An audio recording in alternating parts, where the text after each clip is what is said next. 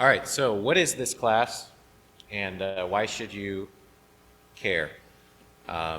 This kind of started last year for me. I kind of do some goal setting and New Year's resolutions at the beginning of every year. 2024, I really wanted to focus on apologetics. If a lot of you, maybe everyone in here, has seen Gary's Christian Evidences class, been through it at least once. I think I've been through it maybe 3 times. It's like a 6-month class usually, kind of going through a lot of evidence and documents and thinking about like how would I prove whether Jesus really did rise from the dead or not. And it's a great class. So last year I was like, well, I'm gonna go through that class because every time I've gone through it, I've been like, hey, that's really valuable. But if I try to summarize it for somebody, it's like, man, there's so much. Like I don't have it all in my head at one time. So I was like, I'm gonna watch all those videos. They were on the church website, and just really try to dig in and summarize and outline and figure it out. Well, I got on our church website, and all those videos actually ended up getting lost because we, kind of let our subscription lapse, I guess, or something happened to the videos.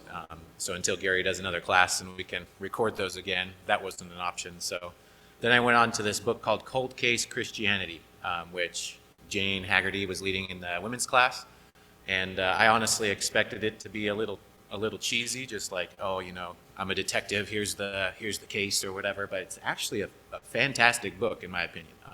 I read it once. I got it on Kindle, made a bunch of highlights, then went back and spent several months reading it through again and outlining it in a big Word document. And then each point that he made, I kind of looked that up on some other sources and found is this just like the Christian version of this history, or does, Wikipedia and other non-Christian scholars agree on this point? Like, is this legit? And spent a long time, going through and kind of outlining and backing up what it said. And I think it's really good stuff. And I have that Word document, but I've wanted for a long time to condense that even more, because that's a 15-page dense outline Word document. And so I wanted to condense that, how could I summarize all that together? And so when Gary asked if I could do the Sunday class, I thought that'd be the perfect time to take what is a big dense book that I condensed into a 15-page dense outline to condense that further. So I had a draft of that last week and realized it was way too long, and I cut a bunch of stuff out, and I practiced it last night, and it was still too long, so I cut a bunch of more stuff out.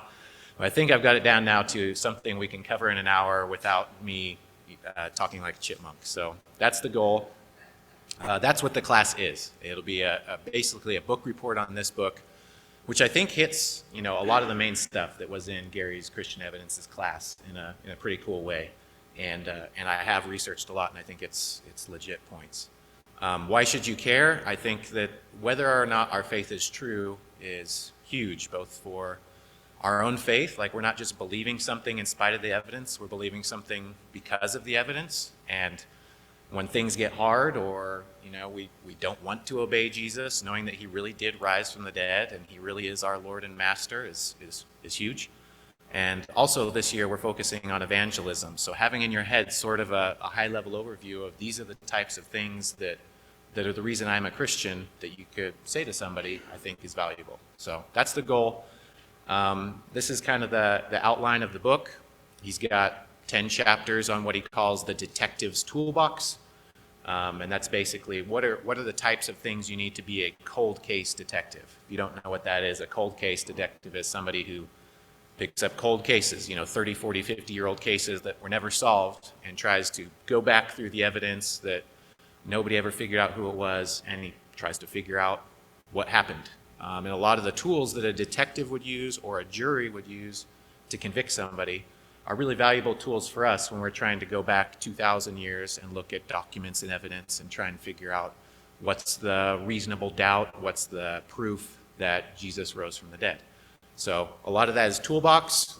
I want to go through all 10. I'm going to go through 7 and maybe even 6, depending on how fast we go here, the critical ones. And then we're going to talk about the actual evidence with that toolbox of how to think about stuff, how to look at evidence, what is the main evidence, and that mainly for Jesus rising from the dead. We won't get too into what are the evidences for God, his existence and things like that, bigger questions of apologetics, but mainly focusing on, were the Gospels really true? Did Jesus really say all those things, teach all those things, rise from the dead? Should we follow him? So that's the outline. All right. So this first principle is don't assume. This is the biggest thing in the detective school box. One thing you may not know about Laura is she listens to a lot of true crime and watches a lot of true crime. And whenever there's a case that comes up in the news or something, a woman was murdered, she says it's always the husband, because pretty much it is always the husband. You go through, the true crime goes along, and you find out, hey, there's this possibility, there's that possibility. It's mostly the husband that in almost all the cases. That's an assumption, right? If you came into a case saying it's going to be the husband, you're ruling out the possibility that it might be someone else. So even if it's mostly true in most cases, it's an assumption you don't want to start with. You want to say, I'm going to keep an open mind, look at the evidence. There's another more relevant assumption that a lot of people make, and this is, scholars make this a lot of time in interpreting the evidence. Bart Ehrman has written a lot of these books kind of trying to discredit the Bible. And this is something he said in a debate. He said, the bottom line is whether there can be such a thing as historical evidence for a miracle. And I think the answer is a clear no.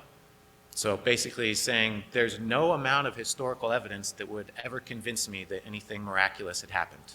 And he kind of goes on to say that that's kind of what historians normally do. They look at historical evidence and they try and look for a natural explanation. And science, does the same thing. And that's pretty good as a methodology. Like, you generally want to look for a natural explanation. If I'm at work and the robot is doing a weird thing, I'm not going to jump to, it's probably the gnomes that are doing it, right? I'm going to jump to natural causes. But if I'm trying to answer the question, is there a God? Is there something miraculous? I can't assume that there's not and say there's no evidence that would convince me, starting out at the beginning. That's called begging the question. You're smuggling in your conclusion as a premise, so it makes it impossible to come to any other conclusion. Yeah, Alan wants to make a comment. I don't know if you got a microphone there. Beautiful. Just true of God, then. There's no evidence. You can't empirically prove God. So you got big problems when you go that route. Right, and the bigger problem is if you say there's nothing that could prove it, because I will not accept a supernatural explanation no matter what the evidence is. That's an assumption. So as a detective, you can't assume it's the husband. You got to go in saying, it's usually going to be the husband. That's where I'm going to look first. But I'm going to keep my mind open to other possibilities. If you're looking for questions of, did Jesus raise from the dead? Can there be miracles? You say, I assume probably not, but if there's enough evidence, I'm going to keep my mind open and be open to that possibility. So that's the first in the detective's toolbox. Number two, how to infer. So this is kind of going through, if you came to a crime scene and you saw a man lying on the ground, face down, dead, you could have a lot of theories that could explain that. It could have been natural death, could have been an accidental death, could have been suicide, could have been a homicide. You don't know. Those are all possibilities. If you got a little bit more evidence, if he's dead, he's lying face down and he's in a pool of blood, that pretty much rules out natural death. It's probably an accidental death. He could have tripped and fallen, suicide, homicide. You don't know for sure, but you've got a little more. You can kind of take your inference checklist and rule out natural death. He probably didn't just have a stroke or something. If he's lying face down, he's dead, he's in a pool of blood, and there's a knife in his back, you can rule out accidental death. It's possible. There could have been some accident where this guy accidentally got a knife in his back, but probably it's either suicide. Even that's pretty sketchy.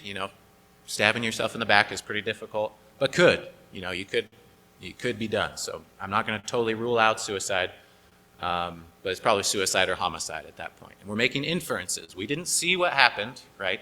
We're inferring what happened based on the evidence and what makes the most sense given the evidence. If we saw him lying on the ground dead in a pool of blood with a knife in his back and multiple stab wounds, we can pretty much rule out suicide at that point. And you can say that was a homicide. So what you're doing here is inferring. You're looking at the sum of all the evidence and you're saying what theory makes the best sense given that evidence. If I've got a guy that's got multiple stab wounds and a knife in his back, I can rule out a heart attack, and I can pretty much rule out suicide. It's a homicide. Do I actually know that with direct witness testimony? Can I prove that? No, I'm inferring it based on the evidence that I see.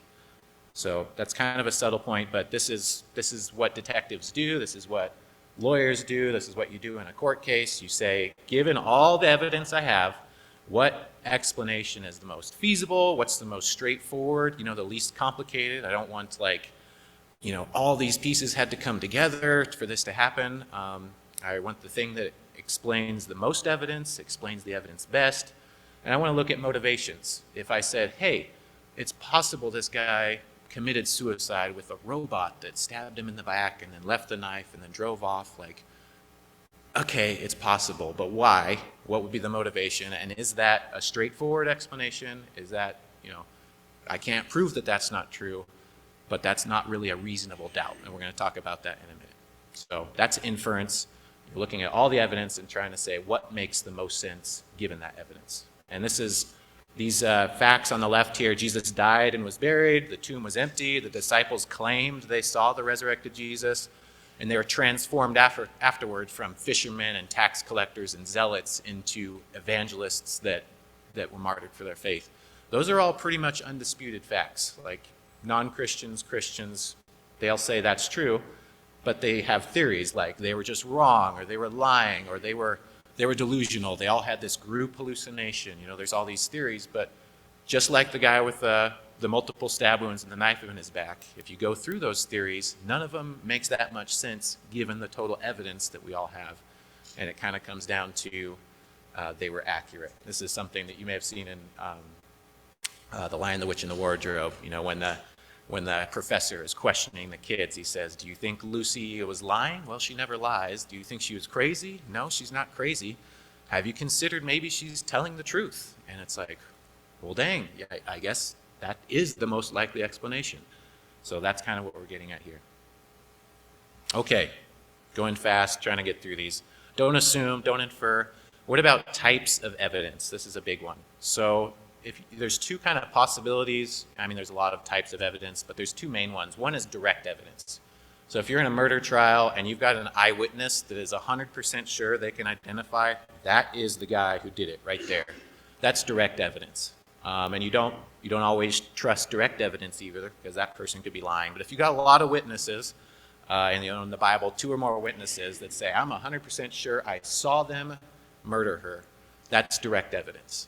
A lot of times, especially in cold cases, you've got circumstantial evidence. You've got, hey, the guy had a bleached bat with dents in it. That's kind of weird, right? He had, there was a timely suicide note that somebody just happened to, write this suicide note in not their handwriting. The guy had the victim's house key. He had, suspicious spot clean pants. He had a deceptive alibi. There was a witness that saw somebody matching his height and weight, but didn't necessarily 100% identify him. You get all this evidence together, and that's all circumstantial evidence. And there's actually jury instructions on direct evidence versus circumstantial evidence. And the example they'll usually use is, if you see that it's raining, that's direct evidence that it's raining. If you see someone come inside with a raincoat on and they're soaked, that's circumstantial evidence that it's raining. Could be they just like wearing raincoats and ran through the sprinkler. Could be, but probably it's raining outside. That's circumstantial evidence. And the jury instructions say you don't give any more weight to direct evidence than circumstantial evidence. But typically a case will be based on a lot of circumstantial evidence. And you make an inference from that evidence. But just because it's circumstantial evidence, it's not direct witness evidence, doesn't mean it's not valid, and doesn't mean you can't know stuff from it. And we're not going to get too into this, but most of the arguments for the existence of God are not, I saw God. They're circumstantial evidence. Like, they're the knife in the back. They're the raincoat with water on it. They make us pretty darn sure there's a God, but they're not like direct evidence. They're circumstantial evidence. So that's going to come in later to the question we're really looking at, which is, did Jesus rise from the dead? Are the Gospels true? But it's also what you would look at just on the question of, is there a God? Is there a supernatural?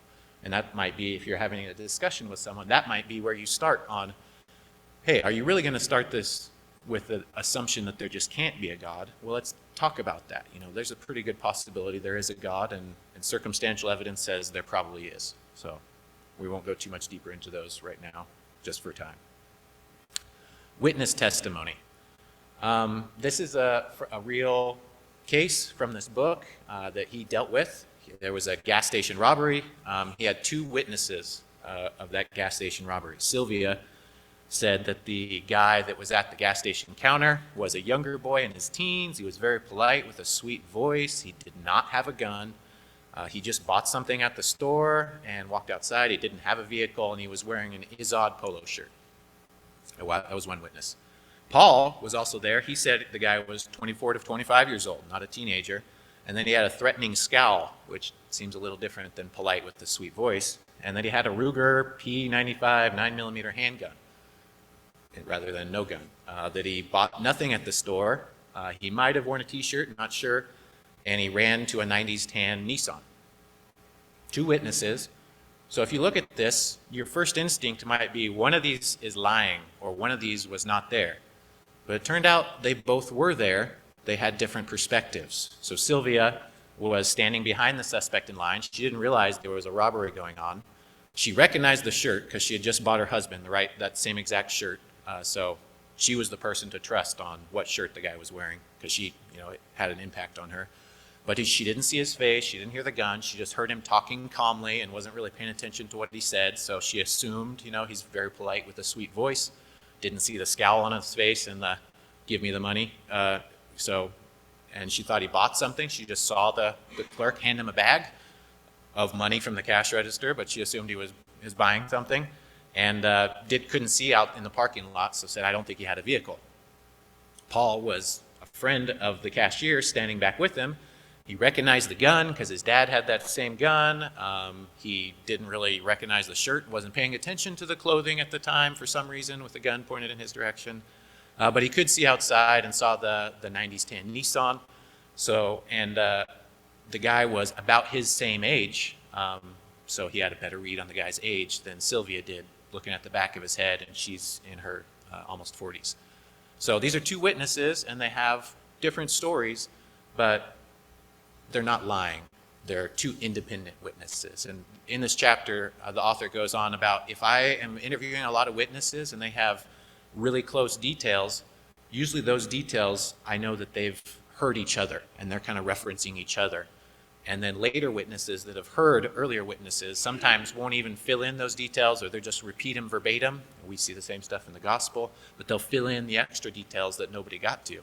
But when you've got completely independent witnesses, they'll oftentimes say stuff that's like almost hard to reconcile, but it actually lends validity to their story because they had different perspectives, and they didn't collaborate and make up a story together. They're real eyewitnesses that saw this thing from different sides.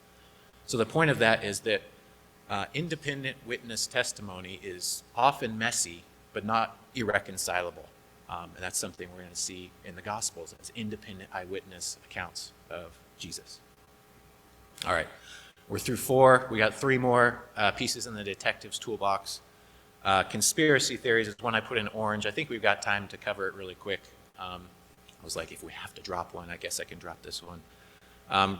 So if you do, conspiracies can happen. And as a cold case detective, he said, I had like 1 or 2 in my huge career that were a true conspiracy.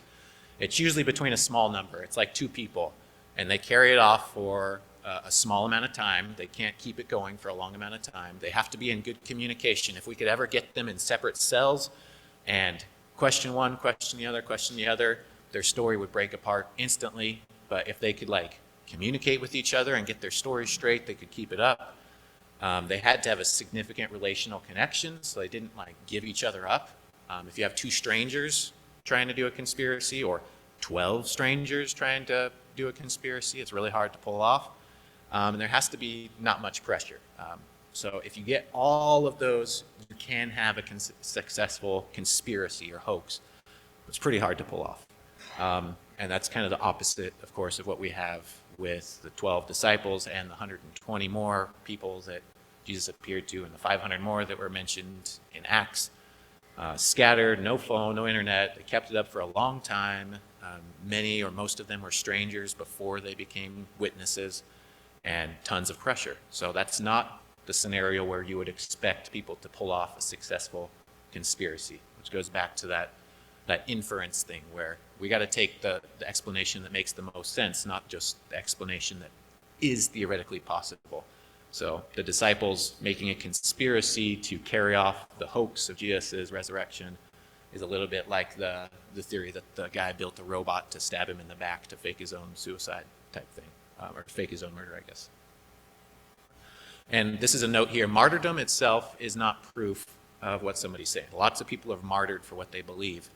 But most, I would say all martyrs from, Islam, for example, were not eyewitnesses of what they saw. That's a big difference. So if somebody is told something and believes it so strongly that they'll die for it, that's one thing. But if somebody was there and knows it's false and still dies for it, that's pretty unusual. So martyrdom from eyewitnesses is pretty strong evidence. These people faced persecution and they were the ones who know whether it's true or not. So that's a big deal. Chain of custody. So the author talks about a case he was in where this case 30 years ago, I can't remember what happened, but the case depended on this button. I can't remember what exactly. I should have looked this up, but there was a button that was like key. Hey, we found this button that really proves that maybe it was a button that came off of his shirt that was in the room of the suspect or something like that. And the defense, the people that were trying to get this person off and acquitted, said, how do we even know that button is real? This is 30 years old. How do we know it wasn't planted by somebody or replaced or something like that? And he said, well, we've got the chain of custody. We've got the officer who collected it at the crime scene, describing it in their notebook, and placing it in an evidence bag. And then we've got the next person who investigated. They describe it the same way. And we've got the next person who looked at it. They write about it the same way. And now we've got cameras and we've got pictures, and they match the descriptions of the first people. We've got this chain of custody of how it was passed on. There was no place for someone to slip in another one. This has been the story all along. We've got a great chain of custody back to the actual event. And this is very similar to what you have. People sometimes will say the first copy of the entire New Testament we have is in the 350s AD. Or the first time there was like an official council that said, this is the New Testament. That was Council of Laodicea, 363. But we have people referencing the Gospels way before. We have the apostolic eyewitnesses, and we know who their disciples were, and they wrote and confirmed the same stuff. They referenced a lot of those documents. This goes beyond this, but we actually have fragments of all those documents that are way earlier. I'm going to show that in a little bit. And we have a clear chain of custody passing along, and all their stories are the same. It's not like the apostles said one thing and that gradually turned into Jesus rising from the dead later on. They were all saying the same thing all the way back. They were all describing the same button. Chain of custody goes all the way back to the beginning. So it kind of tears apart that argument that this was just made up in 350. There's a whole lot to go into on that one. This is the hard part about a summary, so I wish I could go into a lot more on those. Finally, reasonable doubt. So this is a joke that may be funnier to lawyers and than anyone else, but this is one he mentioned in this book, where there's a defense attorney making their closing statements. There's been this case. The murderer is clear. All the evidence says this person did it. The jury is about to go out, and it's going to be a real short session. They're going to condemn him, but right before that, in the closing statements, the defense attorney says, hey, in 60 seconds, I'm going to show that you guys are wrong. There actually wasn't even a murder at all. In fact, the person who was supposedly murdered is going to walk through that door in 60 seconds. And all the jurors looked. 60 seconds passed. They said, okay, now you may recess. And they came back in and they said, yeah, this guy's the murderer. And the defense attorney said, how can you say that? You looked. You must have had doubts, right? You looked at the door. You must have doubted. So how could you acquit somebody? Of course, the answer is that's not a reasonable doubt. That doesn't fit what a reasonable doubt is. Just because you can come up with a scenario, the definition of reasonable doubt is not something that's theoretically possible, but it's something that's reasonable. So these are all different levels of evidence that are required for different kinds of cases. When they're doing a child protection hearing, just to start the hearing, sometimes they'll only use some credible evidence. That's a very low standard of proof. For most civil trials, they'll use the preponderance of evidence. So that's like, hey, looking at these two, I'm 51% sure that that one is true. And for most truth stuff, if you're 51% sure, you probably go with the 51%. But in our legal system, we require a higher burden. 51% for me, if I was 51% sure that Jesus rose from the dead, smart for me to follow him, even with that much evidence, right? Clear and convincing evidence, some civil cases, some light criminal cases, like IP or fraud, will use clear and convincing evidence. That's like significantly and substantially more likely true than not. So maybe that's 75% true. I don't know. As an engineer, I wanted to put a number on that. So I'm 75% sure. Then that's enough for those sorts of cases. But for criminal cases, we use this beyond a reasonable doubt. And that's basically no plausible reason to think it's untrue. No, I'm not going to, just because I looked at the door to see if you were, messing with me on the witness, that doesn't mean I had a reasonable doubt in my mind that this person committed the murder as a juror. Does that make sense? So I think this is what we have. We have a beyond a reasonable doubt proof that Jesus rose from the dead. But even if all we had was 51%, I think the logical thing for me to do would be to follow it. Why would I follow something that I think is more likely not true than true? All right, so now we've got the toolbox. I know I kind of rushed through those, but hopefully those make sense. Now we're going to use those to look at Christian evidence, and mainly the four big pieces which are relevant to the Gospels themselves were the gospel witnesses, the people who would know, who saw Jesus, who would know whether he rose from the dead or not. Were they even there? We're going to look at that. We're going to look at were those records corroborated? Is there just the Gospels and nothing else saying whether they're accurate or not? Or were they corroborated? Were the people who wrote them so biased that we can't even listen to the Gospels? And then were they accurately passed down? Is what we have actually what they wrote? So we're going to look at all four of those and say yes, yes, yes, yes. Spoiler alert. Okay, our very first reference, this is Bart, good old Barty again. Misquoting Jesus is one I think the college group did at one time. This one I think is from Jesus Interrupted. You can see, it's why did people change the Bible, the hidden contradictions in the Bible. This is kind of the stuff he writes. He says, our very first reference to Jesus' tomb being empty is in the Gospel of Mark, which was written 40 years later by someone living in a different country who had heard that it was empty. How would he know? So that's a claim. This is a smart guy. He goes to a theological seminary. He's like a big professor there. It's like, well, if that's really true, then that kind of puts some doubts in my mind about whether the tomb was actually empty. It's not really true. So these are dates that everybody agrees on. Life of Jesus. You'll sometimes hear people who haven't studied this at all say, was there even a Jesus? That's not really a question. You look at Wikipedia, you look at the encyclopedia, you look at the people that are arguing that Jesus wasn't legit, all of them know he existed. And we'll get into some of the corroboration for that. And that it was in 1 to 33. The question is, was he really teaching what we see in the New Testament? Did he really rise from the dead? That sort of thing. Everybody also agrees that the temple in Jerusalem was destroyed in 70 AD. That's nailed down. There was a siege for 3 years before that, so that's nailed down.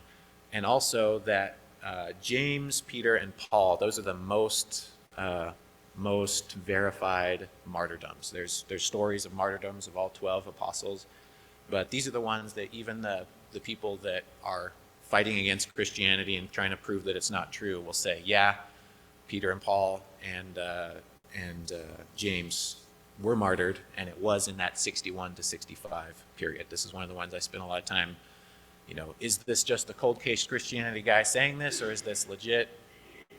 Wikipedia, which is full of skeptics, they're like, yeah, it's legit. Okay, that one's legit. So these are the dates that are nailed down. So now, how do I show where were the Gospels written given these dates? Well, you kind of got to take a lot of clues from it. And it's a little bit of that circumstantial evidence we were talking about, but it's not a big leap. So first, the Gospels include prophecies about the temple in Jerusalem being destroyed. Jesus prophesied that, but they don't mention it happening. And there's lots of places where it would be like a mic drop to say, like, Jesus said, the temple will be destroyed, not one stone will be left on another. And if somebody is writing after 70 AD, that would have been a great place to say, as the temple is to this day, right? Or Jesus talks about the new covenant in me, or all the points that are made in Hebrews. This isn't a gospel, but the book of Hebrews, like, look, Jesus is the new high priest. The temple, Jesus is the new temple. That would have been a great place to say, and there is no temple now. Jesus is the new temple, but he doesn't. They talk about it as if it's all still there. So that gives you a big clue that probably these were all before 70 AD. If you're a true skeptic, though, and you started with that assumption that there can be no miracles, you look at the prophecies and you say, hey, he prophesied the temple being destroyed, and there can be no prophecy, therefore these had to be written after 70 AD. You see how your assumption really colors how you interpret that. But that's begging the question. That's saying, okay, on the main thing you're trying to use to prove that Jesus really did a miracle, assuming he couldn't, that is invalid, right? It's very circular. Okay. This one I think is even more convincing to me personally. In the book of Acts, it's all about Peter and Paul. They're the big heroes the whole time. And wouldn't it have been, if I'm writing Acts, there's no way I get to the end and I don't say, and then Peter went to the Romans caught him and they said, deny the faith. And he said, no way. And they said, we're going to crucify you. And he said, go ahead. In fact, I'm not even worthy to be crucified like my Lord was. Crucify me upside down. There's no way I don't put that in there if I know about it, right? Which really is strong evidence that the writer of Acts was before Peter was killed. If he knew about that, there's no way he doesn't put that in there. Same with Paul. But there's no description of their heroic deaths. We know their heroic deaths were in 61 to 65, so Acts must have been before that. So let's say Acts is right in here, 57 to 60. Luke is obviously before Acts, and Luke is quoted in 1 Corinthians. 1 Corinthians is also one that the skeptics agree was early. There's people that will say that, like we just saw, that Mark was late or that John was late. There's almost nobody that says 1 Corinthians was late. That one is solidly in the 53, 57 zone. And by the way, it mentions in chapter 15 is all about Jesus being raised from the dead, which is another big, like, how can you say that the idea that Jesus rose from the dead developed late when one of the books that everybody agrees is early is all about Jesus rising from the dead, right, in 1 Corinthians. But in 1 Corinthians, in his chapter 11, where he talks about the Lord's Supper, is almost verbatim quotes from Luke. There's pretty strong evidence that he's quoting Luke, either the oral tradition of Luke or the actual written account of Luke. So by the powers of science and logic, that puts Luke before this, right? So you kind of work your way back.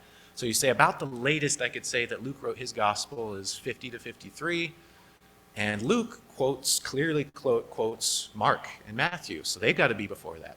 And that, in addition with a lot of stylistic evidence in Mark, things he does where he doesn't mention the embarrassing things that Peter does, like falling into the water when he has no faith. He doesn't mention those, and then he talks about stuff that Peter would have seen, plus Papias about 50 years later saying, hey, Mark is giving Peter's story.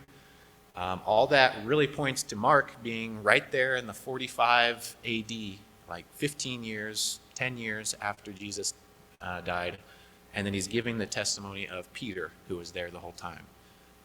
So these aren't huge leaps, right? This isn't like a super complicated thing. It's like, hey, just a little bit of putting a timeline and working our way back and giving as much lateness as we possibly can. We've got Mark 10 or 15 years after Jesus' death was written down, and it's almost certainly the testimony of Peter who was there. It's not somebody writing from a different country 40 years later who didn't know anything about it. And there's those kind of cases for all the Gospels. So that kind of summarizes that. So this is going back to that. This is the inferring part that we learned. You look at all the evidence. You look at your two possible theories in this case, and you say, what is the most likely? You're looking at all this evidence to say were the eyewitnesses actually there? The things that people will use to say that they were not there are these things that I've put in red down here. So the accounts are replete with miraculous events. These Gospels have tons of miracles in them. There's no way they could have written down things about miracles close to the events, because people would have been able to say, that's not true.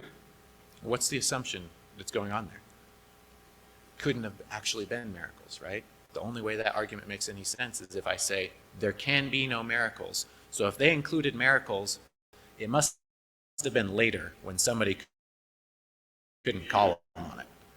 But if there were miracles and they wrote those early, people could have called them on it, right? So that depends on your assumption. There's some other minor ones, like Luke agrees a ton with Josephus. They corroborate each other a lot. Josephus wasn't written until 90. So people will say, see, Luke was working off of Josephus to get all his stuff. Or they could just both be writing true stuff, right? It's kind of silly. But that's the kind of stuff that's used to... the temple destruction is predicted. We talked about that. There's no way they could say the temple was going to be destroyed if they didn't write it after it was destroyed, unless it's true, and Jesus did actually predict that, right? So that's the kind of stuff. You put it all together, yes, they were there, they were witnesses.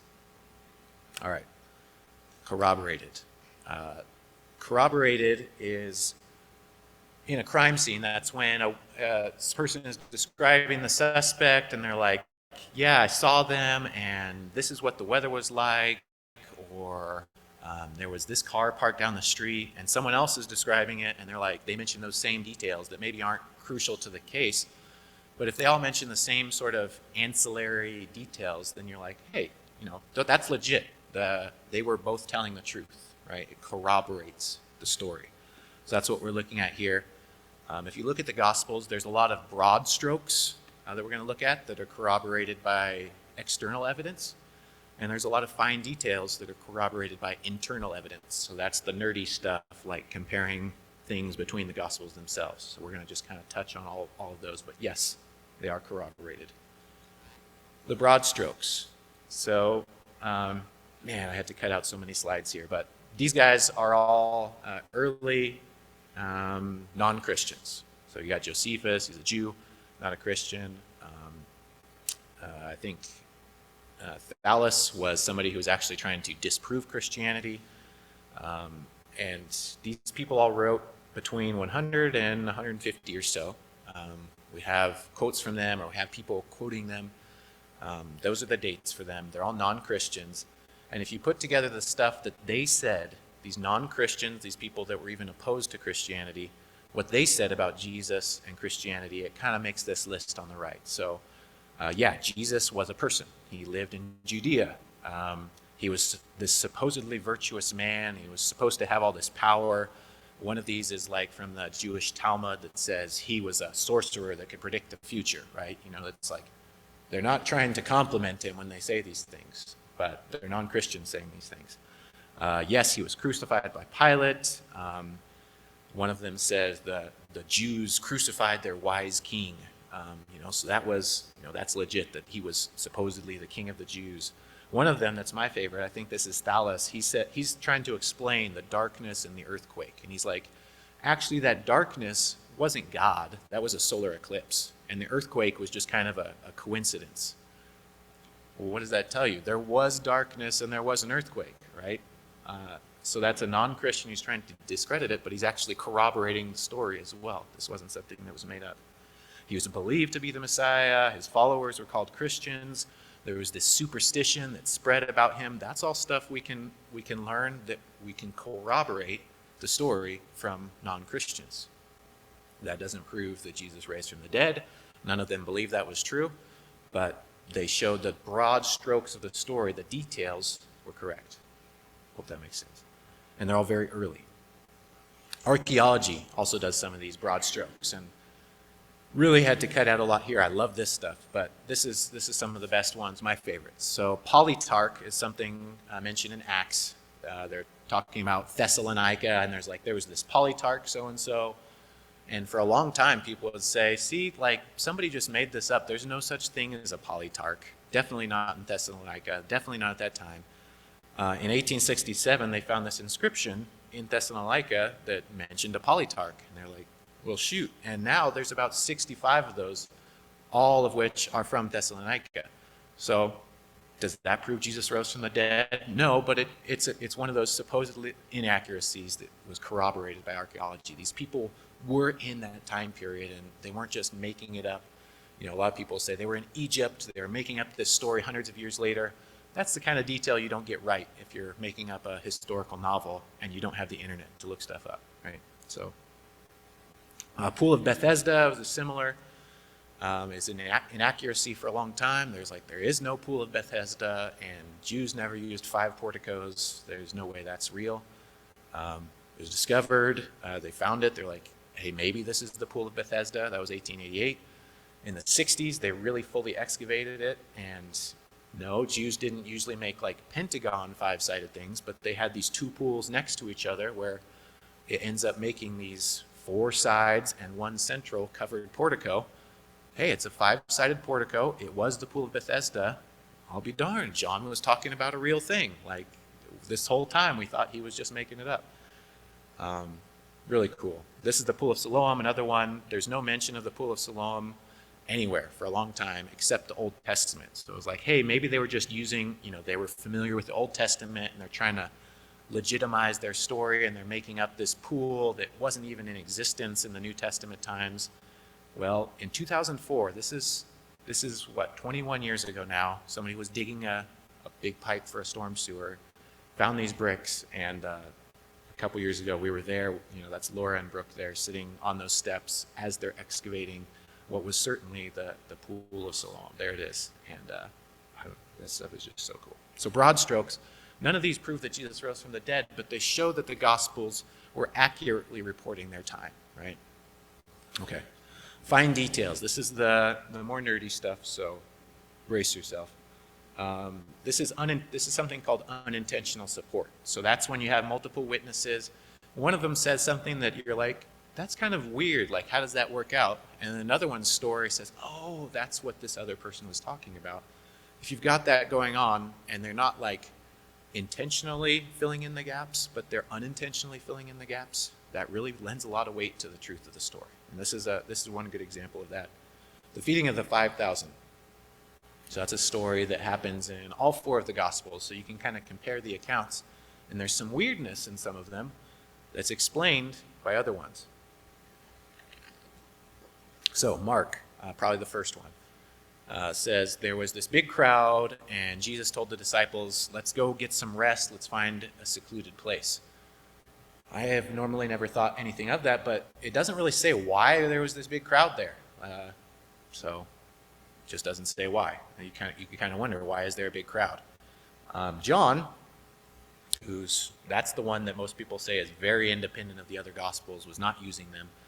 He mentions in his story that Jesus had just done a ton of healings and people were looking at him for healings. And he mentions it was the Passover. So that's when tons of people are traveling through there.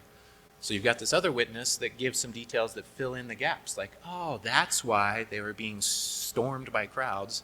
And that's where there were a ton of people in the area in the first place, because it's the Passover and Jesus was doing healings.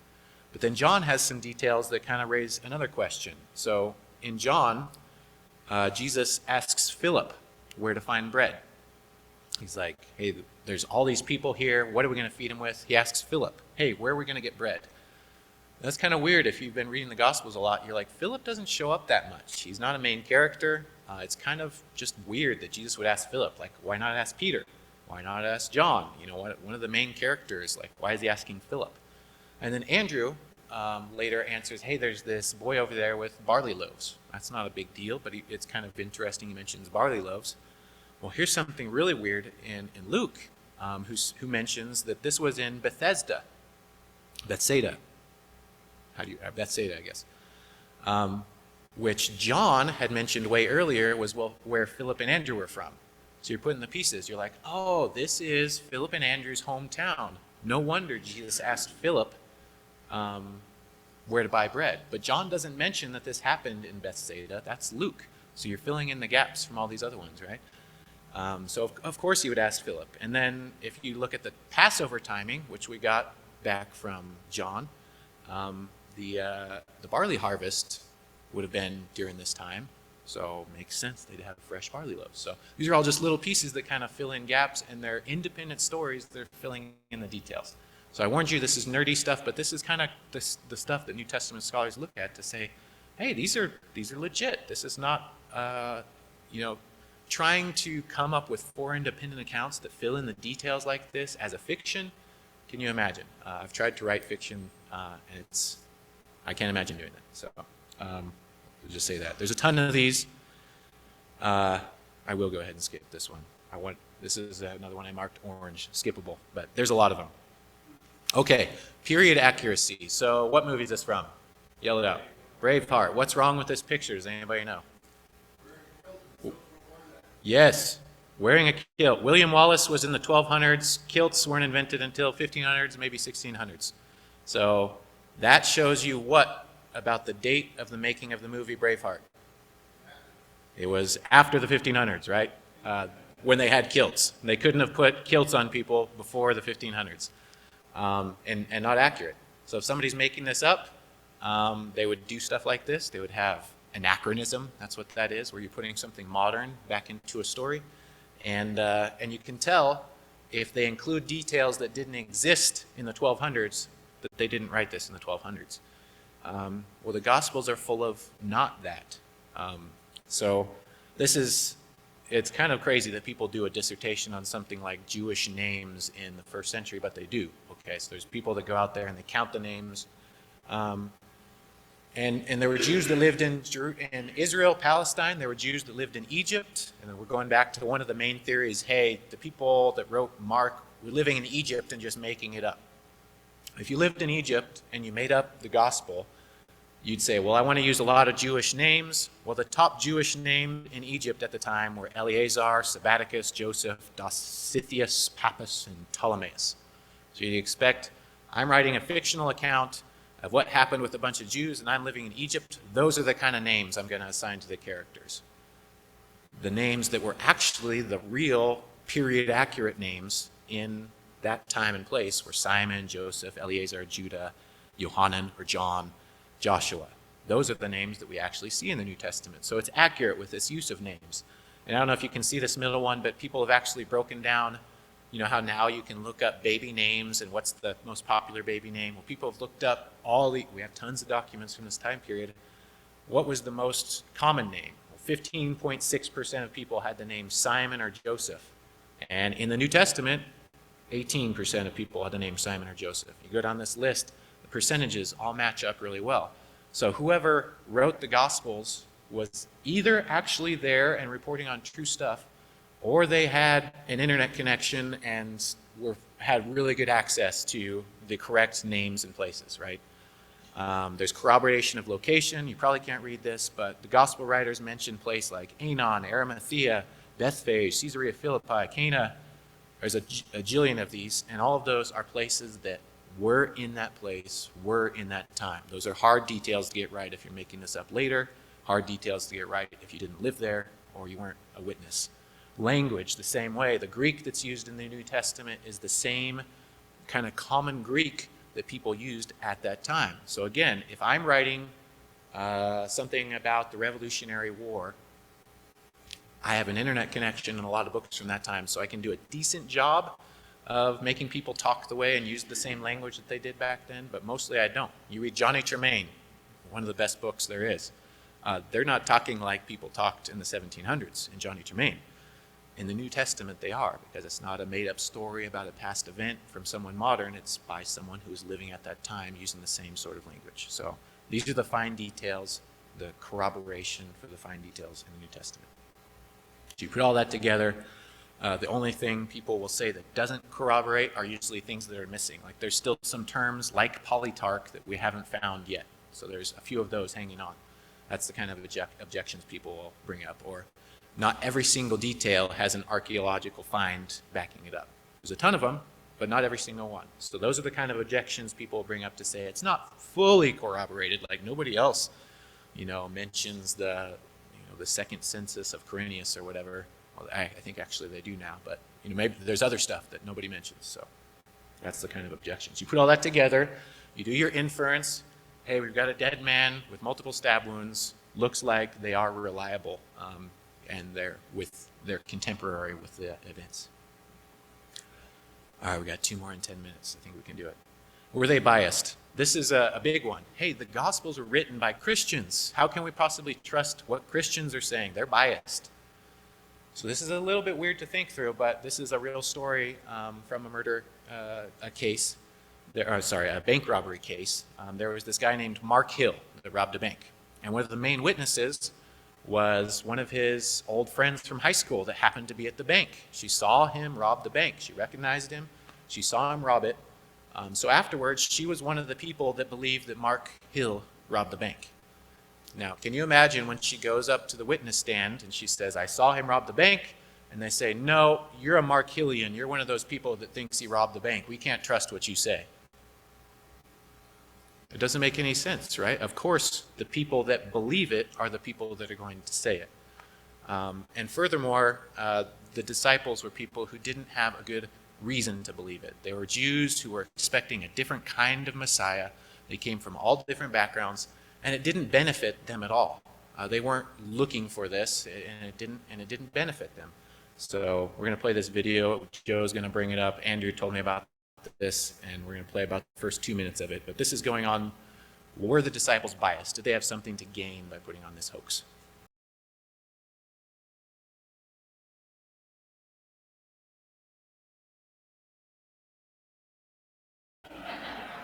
It's just a great video. Like, why would we do this? This goes back to the point that martyrdom of somebody isn't proof that what they're saying is true, especially if somebody's believing something somebody else told them.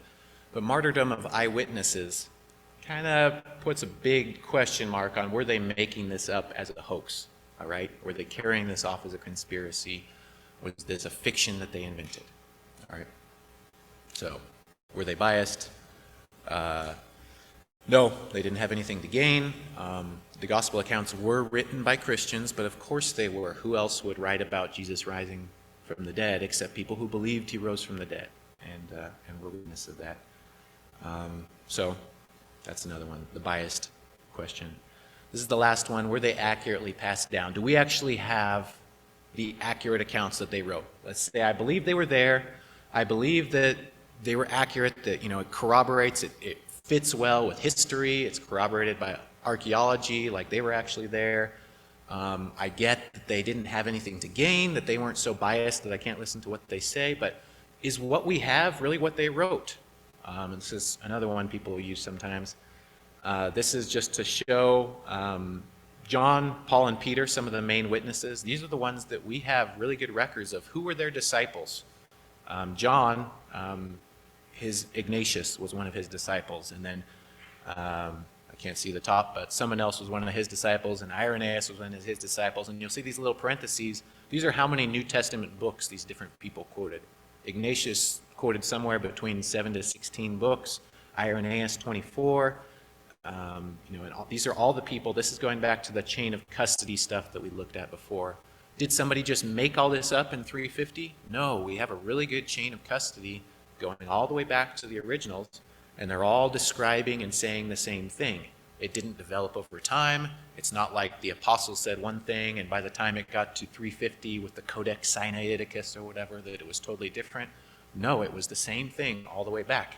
And a really cool way of illustrating this is, say I ignore the Gospels, I ignore anything that Paul wrote, which is a lot of the New Testament. I ignore anything that John wrote, which is a lot more of the New Testament.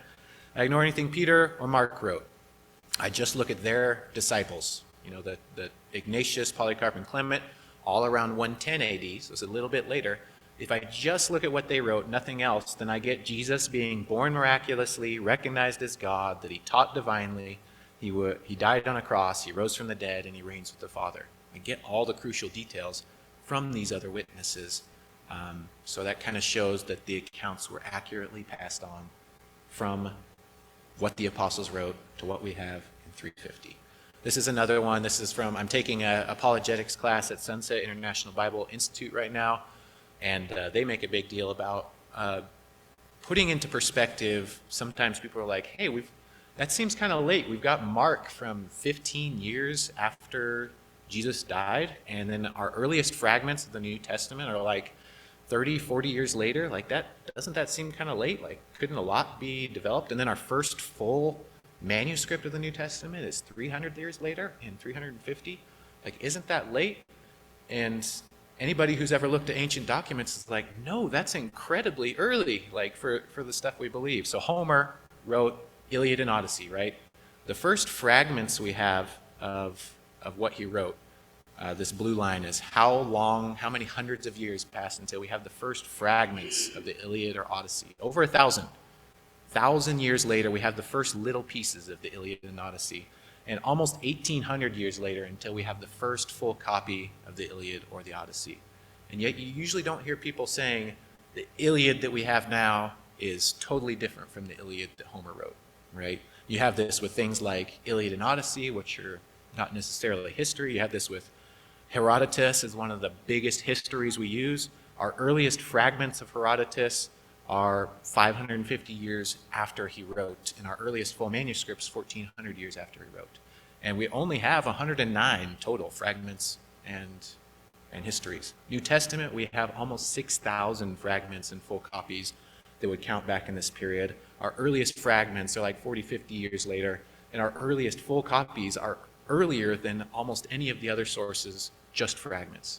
So when you put this in perspective, we have extremely good evidence for the New Testament compared to other ancient documents. This is an objection people will bring up, transcription errors. So if you go through your Bible, you have a study Bible, there's a lot of times they'll put little pieces in brackets and be like, some early manuscripts don't have this part, or you have different names, like was it Mary or Maria? That's not a real one, but that kind of thing. You'll have these little transcription errors because scribes did copy these and they made errors.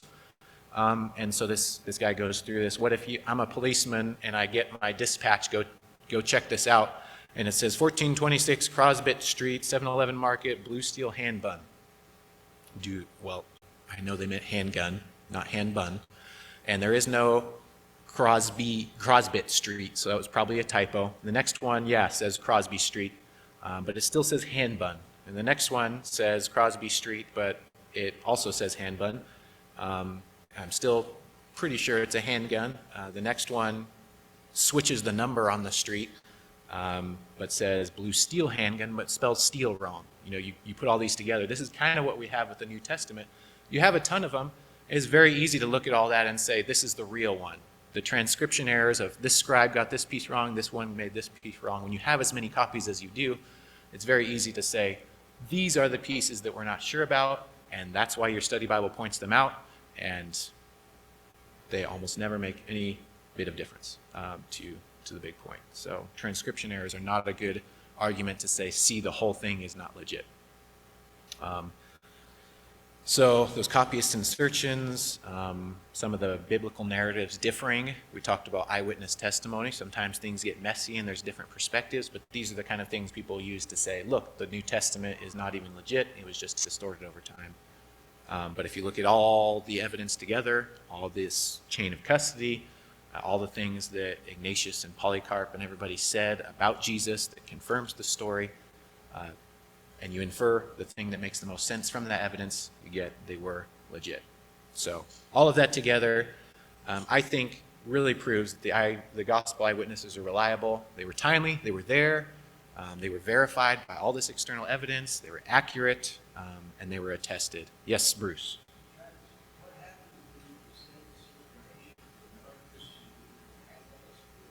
I have not. I would love to see what that's like. I imagine that you can't do it in an hour. You've got to do this, and you've got to start digging in. Like, what about that? What about that assumption that there can be no miracles? I'm pretty much on that assumption, and you might spend weeks like discussing that and going through how do we infer. And I made $150 on a paper I did on methodological naturalism, which is that assumption when I was in school. I got third place in a paper contest or something. Probably the most money I've ever made writing right there. That was my peak, but. That's the kind of details you got to go in on just one of these things, is my point. Yes?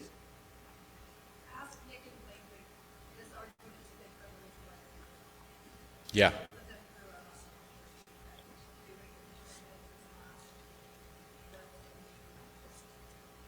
If you're on Zoom, Danae said Nick and Blakely both came to faith largely through Gary's Christian Evidence class and going through this, the 6-month version, not the 1-hour version. So I'll just finish with this verse. Why does this make a difference? This is Paul. This is 1 Corinthians 80:53. This is early. He says, if the dead are not raised, then Christ has not been raised. And if Christ has not been raised, your faith is futile. You're still in your sins. And those who have fallen asleep or died in Christ are lost. If only for this life we have hope in Christ, we are of all people most to be pitied. But Christ has indeed been raised from the dead. And I think that's true. I think we have good evidence that's true, and I think we can base our lives on that. Let's pray real quick. Dear Lord, thank you for leaving us this evidence. Thank you for the ability to think and reason. Help us to have our faith strengthened, and help us to be willing to share confidently with other people that we believe something not just as a social thing or a club, but we believe it because it's true. In Jesus' name, amen.